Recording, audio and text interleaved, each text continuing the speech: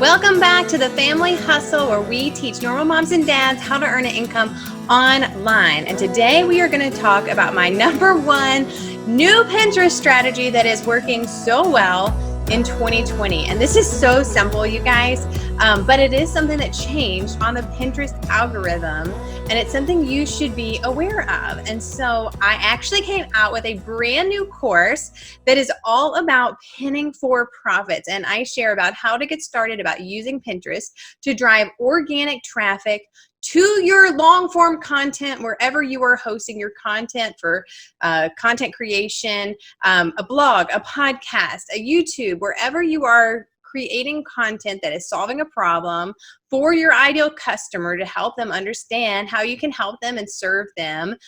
How Pinterest can be your number one driver to your content. And I do it all organically. I have run some Pinterest ads, but I haven't really dug too deep into that. And that definitely is not my number one strategy. So this is going to be so simple, you guys. I promise you.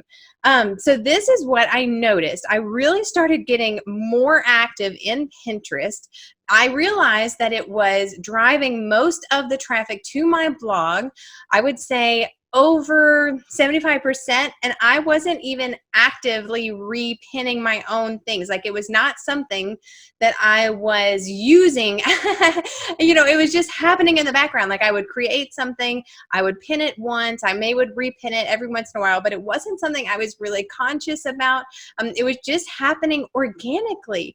And then I realized, why is no one talking about Pinterest, where this is something that I'm not even focusing on, and it is the number one driving traffic. It's the number one thing that's driving traffic to my blog. Now, long term, you do want Google to be driving the most traffic, and so you want to be on the first page of Google whenever someone types in something. But Pinterest is also an SEO, search engine optimization. Well, it's a search engine, but you can use search engine optimization on Pinterest just like you would for Google. So you have Google, you have Pinterest, both of these places, people are actively searching for help in some specific area, and you can provide the answers for them. So then you have to do a little bit of attraction marketing, get into the head of your ideal customer and make that content that person is searching for. And so if you want to learn more about attraction marketing, I have a boot camp, 5 days, to talk about how you can start using attraction marketing, because that's kind of the foundation of, being attractive. So your ideal customers who are interested in what you have, they know that you are the one that they want to work with because you're answering all of their questions. It's like, how did you know that I was searching for that? Because you are using attraction marketing and you know what your ideal customer is already thinking about.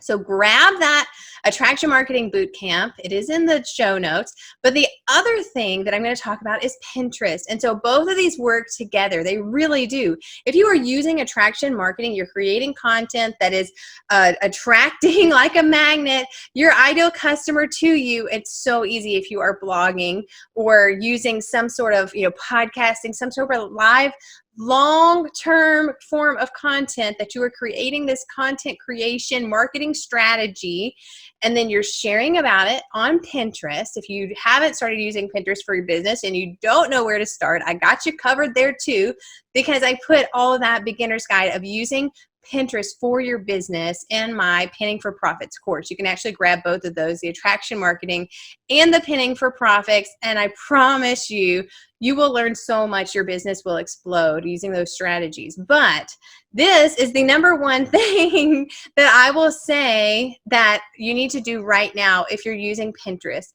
and that is actively repinning your own content and creating new pins. Not just repinning, creating a new pin for old content counts. And so 5 new pins a day, and this is something that if you are creating long form content, you could create maybe a quote from your content, a quote from you. That could be one of your pins, and it could point back to your long form content.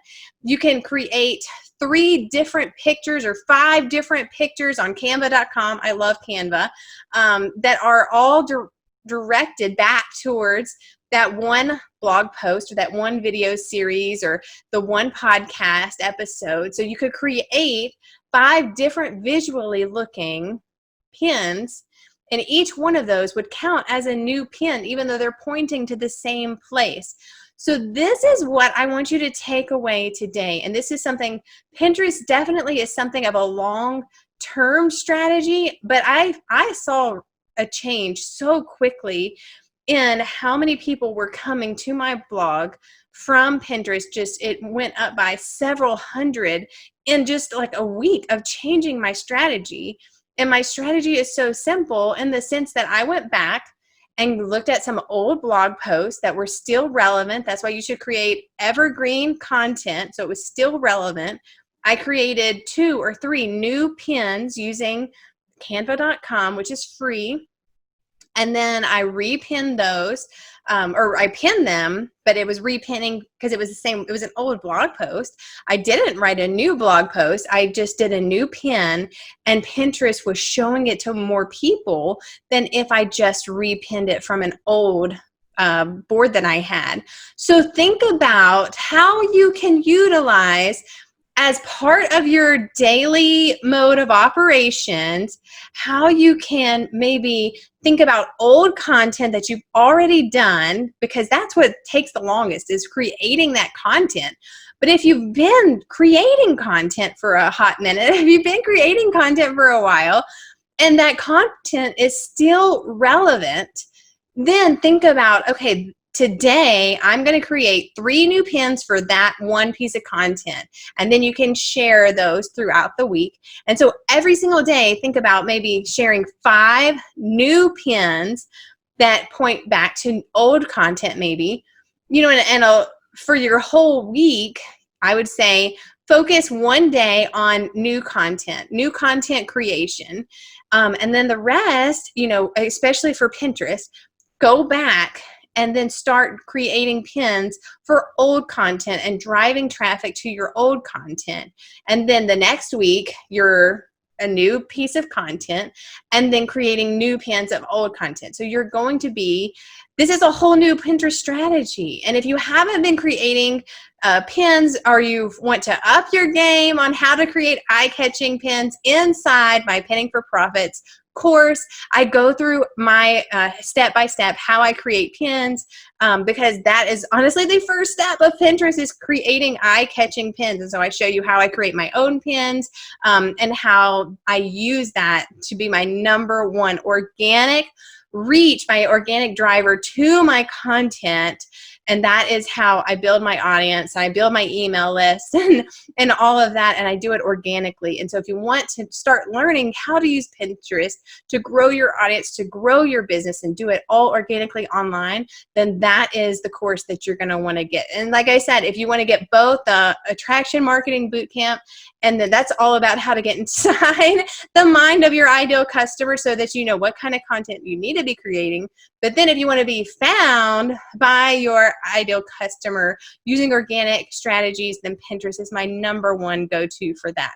And so both of those are going to be in the show notes, so you can pick which one you want or grab them both, which they really do work hand in hand together. So I hope that this helps you see how you should be creating new content, creating new pins on Pinterest, and how Pinterest can be your #1 organic growth strategy for reaching new customers, new people to bring into your audience, and how it really doesn't have to be that hard.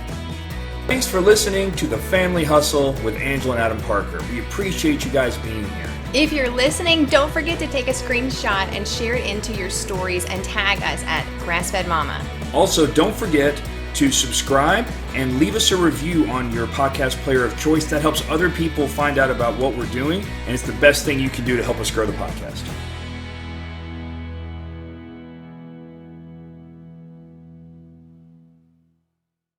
Hey goal getter, are you ready to stop having to chase after people only to realize they aren't even interested in what you have to offer?